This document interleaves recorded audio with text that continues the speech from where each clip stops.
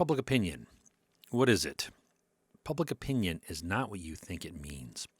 Public opinion is a concept that requires two parties, a target, that's you and me, the public, and an agent manipulator using public opinion as a weapon of manipulation against us.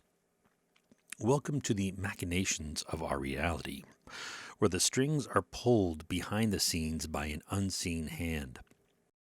A deft manipulation executed so subtly and expertly that we, the public, are not even aware of our puppet strings. We dance to the rhythm set by our alien overlords, who control us through the weaponization of an otherwise benign concept, public opinion. By alien overlords, I obviously mean alien as in belonging to a different class or society, or owing their allegiance to a group that we do not belong to. You're free to interpret that to mean space aliens, but that is explicitly not what I'm referring to, but it might fit. In a normal society, one could argue that public opinion is democracy's most potent form of check and balance. It's a safeguard for the masses against tyrannical leadership, a tool to voice dissent or to shape policies and laws reflecting our collective will. But in this hidden part of reality, it has been twisted into a tool of literal thought control. Public opinion is not objective. It cannot be accurately measured by polls, nor is it subjective. That would be your personal opinion. But it is actually an abstract phantom that is used to manipulate the thoughts of the masses. The dictionary definition of public opinion is the predominant attitude of a community, or the collective will of the people. Now, that definition is not congruent. It is incongruent. The two parts of that definition do not agree with each other. Collective will implies agreement and unity in the public targets, which is an abstract concept created by stereotypical overgeneralization by the public, of the public, by the agent manipulator. The predominant attitude is not equivalent to the collective will of the people. That would be more critical mass.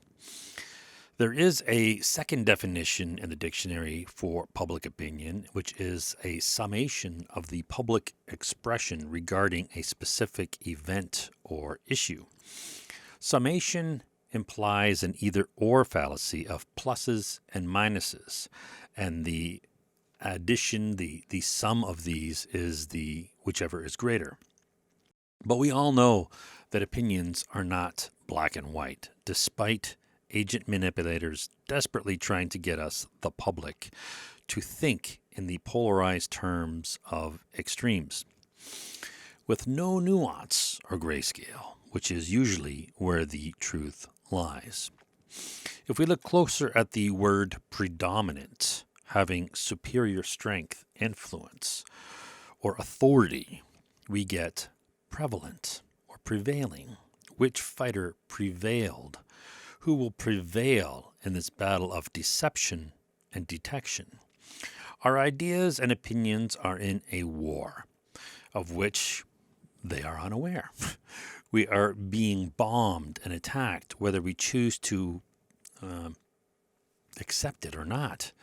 Our reasoning skills are pitted against the obvious and cunning tactics of those who craft public opinion like fine silk from their towering fortresses of deceit. The stakes are high and the fight is fierce. Fierce. The point of George Orwell's 1984 was that the government and their lying media don't tell you what the majority of people actually are thinking. The machine lies and tells you what they want you to think is the public opinion. So they can use this fabrication as a weapon, aided by every tool of rhetoric until it has superior influence. And all of this on behalf of some creepy phantom lurking behind the veil. Public opinion is a fallacious appeal to the mob. It works on naive sheep who are credulous enough to actually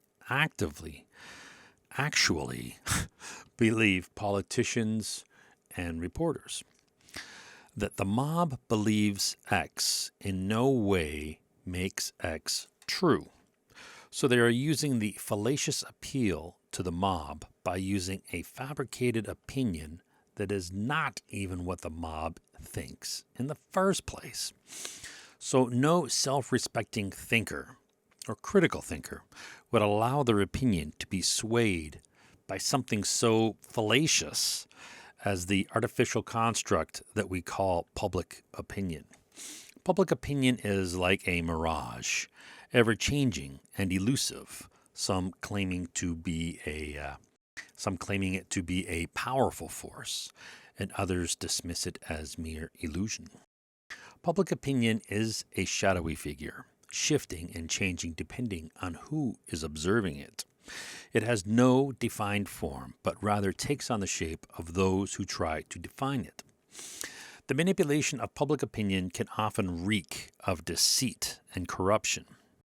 The scent of fear and uncertainty lingers around it as people try to navigate its ever-shifting winds and form their own opinions.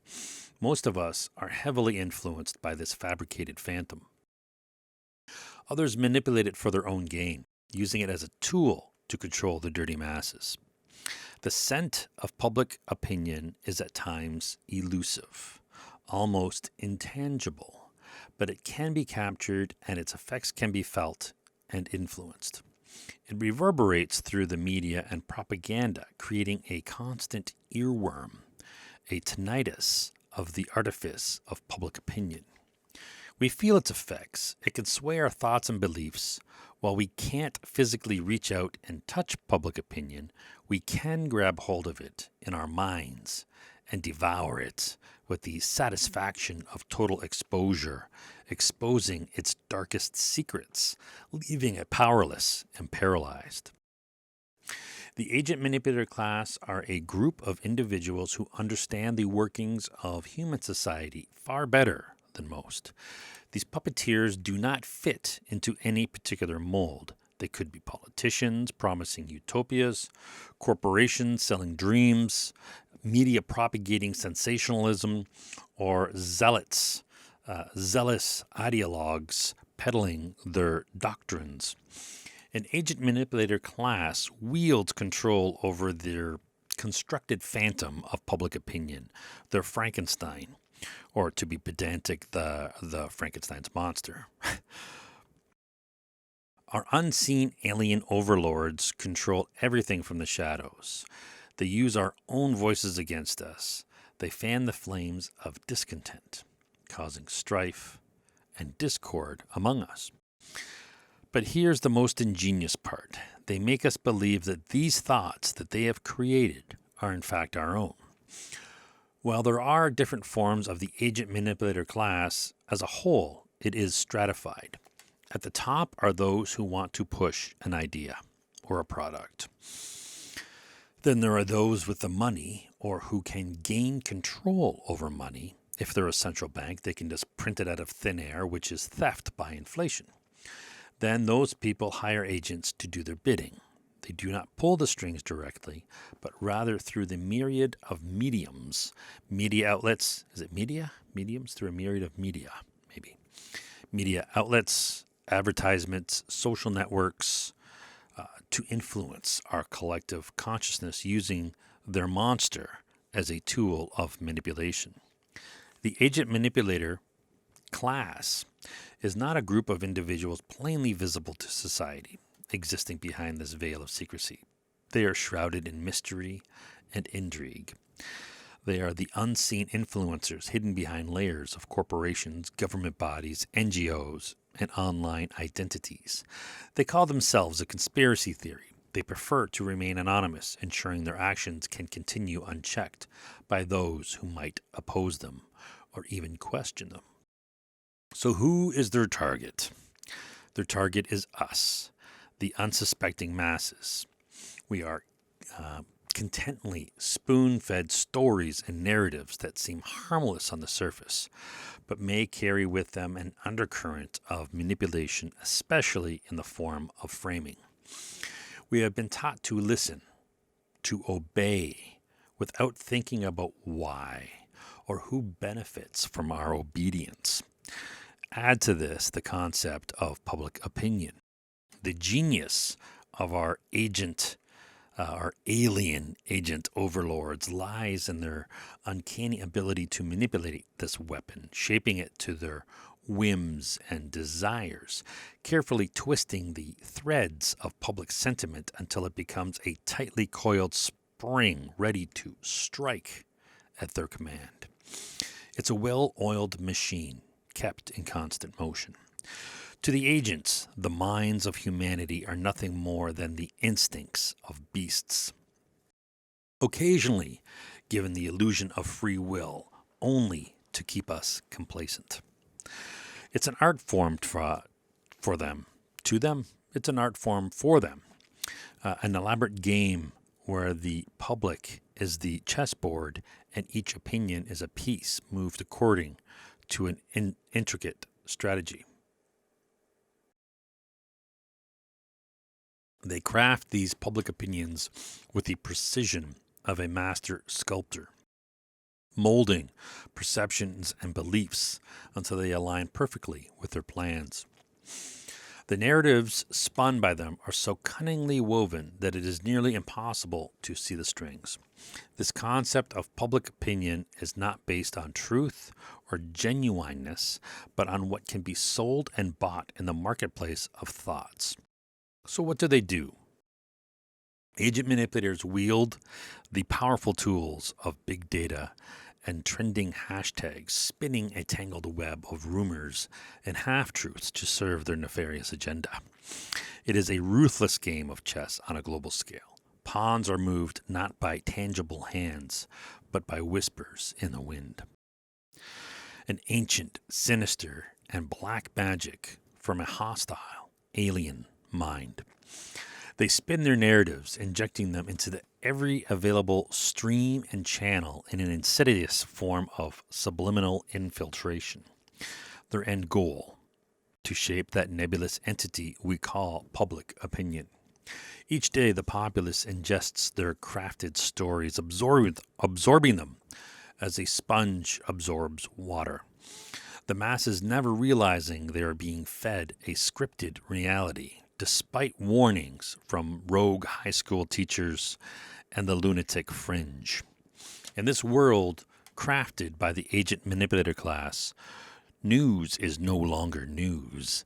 It is a designed performance, a staged event to evoke specific emotions and reactions. Their tools are not the hammer and anvil of the blacksmith, nor the pen and paper of the scholar. Instead, their tools are the hammer and sickle of communist evil.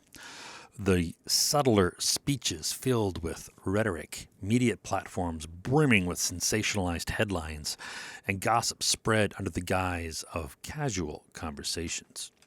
People do not know that we are being manipulated, for that is the beauty of it all. The agent manipulator class deftly shape public opinion. They whisper words into the winds of conversation and watch as those whispers grow to roars in the public arena and on the bottom of Ottawa police jackboots. Their tools are varied, from flowery speeches to heart-rending images, and from fear-inducing statistics to soul-stirring narratives. The manipulation executed by this class is not always malevolent in nature, yet it carries a dangerous potential for misuse. By shaping their fabricated construct of public opinion and then using that to manipulate the opinions of the individuals of the public, they determine the trends that govern our thought and our actions on a societal level. What people inject, who they blame, who they trust, all these things are subtly swayed by the agent manipulator class. Understanding their method of operation is like deciphering an enigmatic puzzle. Essentially, they tap into the fears and needs of the people, attempting to steer public sentiment towards or away from a specific issue or product. Through crafted narratives and carefully staged events, they manipulate emotions, exploiting them to create a desired response. They tease, provoke, and beguile the thoughts of the masses into believing that they are their own cleverly crafted ideas floating around like invisible specters, only tangible through the actions they inspire. For this clandestine class of puppeteers, there is no such thing as truth or falsehood, only the framing of the narrative that matters. So, how do we detect it? Despite this seemingly dark scenario, there lurks a beacon of hope. Though I walk through the valley of the shadow, I will fear no evil. A method of detection, an unusual harmony, an offbeat rhythm in the orchestra of scripted reality. The most critical step is to recognize that this fabricated phantom of public opinion even exists. As Kaiser Sose said in the 1995 movie The Usual Suspects, the greatest trick the devil ever played or pulled was convincing people that he didn't exist. So how do we detect this devil's manipulation? It's akin to divining water in a desert full of deceit, requiring a keen eye and an even keener mind. One must learn to see beyond the veiled image, the veiled mirage projected by these devil alien agents, to question what lies beneath the surface of supposed popular opinion. So how does one become this savvy desert wanderer, this Luke Skywalker? Not all who wander are lost. By turning out the deafening chorus of public sentiment and turning into our own intuition and using the Force. By looking for fallacious appeals, especially the fallacious appeal to emotion. By questioning everything and believing nothing at face value. And while it may not be feasible to detect the truth in all circumstances, it is easy to ask ourselves if the truth has been proven to us or not. Another trick lies in uncovering patterns. After all, manipulation at such a grand scale demands order and predictability. Look for incongruence between what is told and what unravels around us. Scrutinize for repeated phrases which appear innocuous but hold undercurrents of powerful assertions. Listen for echoes of distinct viewpoints that suddenly morph into mainstream narratives. We don't need to seek the truth itself fiercely, relentlessly, like a bloodhound on the scent, because truth, no matter how convoluted or obscured by shadowy hands, it needs to be proven first to be believed. If it's not overwhelmingly proven to you personally, do not trust it. Doesn't mean it's not true. It just means you can't trust it. Another technique would be sensing the uniformity of thoughts, how every person seems to parrot a single opinion as their own. This uncanny similarity in beliefs is not organic. It is too clean, too neat to be born from millions of diverse minds. Another way to uncover the manipulation is detected by contradictions in our own thoughts, the cognitive dissonance, sudden shifts in opinions that we cannot explain.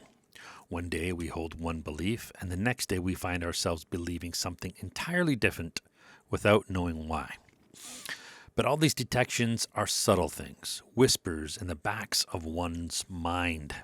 Is it the back of one's mind or the backs of one's? I think it's singular, right? The back of one's mind. They're easy to ignore amidst the noise of everyday life. It takes a discerning mind to notice these signs, a mind that was willing to question and probe deeper into its own thought process. Of course, the key lies in critical skepticism. It's important to understand this skepticism is not an outright dismissal of everything we hear or see, but rather a critical evaluation. It's about questioning facts rather than accepting them at face value, about dissecting narratives to expose any hidden agendas. It requires one to be alert, perceptive, and most importantly, resistant to manipulation by admitting to ourselves that we are likely wrong. Like any illusionist's trickery, once revealed, it loses power over those who are aware of its existence. Once you've heard a punchline, the joke is no longer funny. The veil of deceit can be pierced. We as individuals may feel the artificial construct of public opinion is wrong, and there may be many thoughts just out of reach that we have a difficult time trying to articulate. But deep down, we have the sense that this predominant public opinion is wrong, and usually in many ways. Unfortunately, we may not have the time to dive deeper into the idea and digest it fully in order to expose its errors. Public opinion is an insidious weapon, disguised as democracy's beloved child, that is used to undermine our beautiful construct that is democracy. Our agent manipulators know it well, how to sow seeds of a specific ideology into our minds and then water those seeds with a deluge of precisely curated propaganda. If you think about it, what do you or I care about what the public thinks? Unless it impacts our lives personally, we most likely do not care. If you're interested in the truth, what the masses think is not an indicator, as that is the fallacious appeal to the mob. How accurate were the polls when they claimed Hillary Clinton to win by 98%? So who does care what the masses think in terms of this construct called public opinion? Those who want to manipulate the public to think or do something, or to not do something, like resist their authority. We should recognize that there is a valid concept of what we normally think of as public opinion, and that would more accurately be called critical mass. Critical mass is defined as a sufficient number of people that triggers an event or behavior. Are there enough individuals to vote for X? Is there a critical mass? If we are agent manipulators and we want to keep the critical mass for an idea low, we might create a public opinion loaded with cumbersome disinformation, knowing that most people don't want to waste their time and energy thinking about it too closely. So as to not look stupid, they'll just agree and parrot what the so-called experts tell them to. Apathy is a pre-planned response. We are being played like musical instruments when we don't think critically and question and ask for proofs. It just takes stopping and looking. These implanted delusions are easy to snap out of, but when coupled with the fallacious appeal to emotion and worse, long-term dogma and religiosity, it takes that much more energy and strength of character to admit to ourselves we are wrong. We must not let others' ideas predominate the ideas that we would organically come up with if we were given all the facts. Public opinion may be an abstract phantom manipulated by skilled weavers in their high towers, but proof is a steadfast lighthouse guiding those brave enough to seek the truth through stormy seas.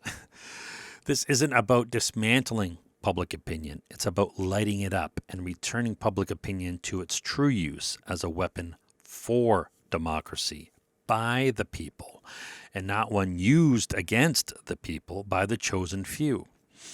But who keeps track of this devil agent manipulator class? There are those who resist, skeptics who question the world served up to them on silver platters.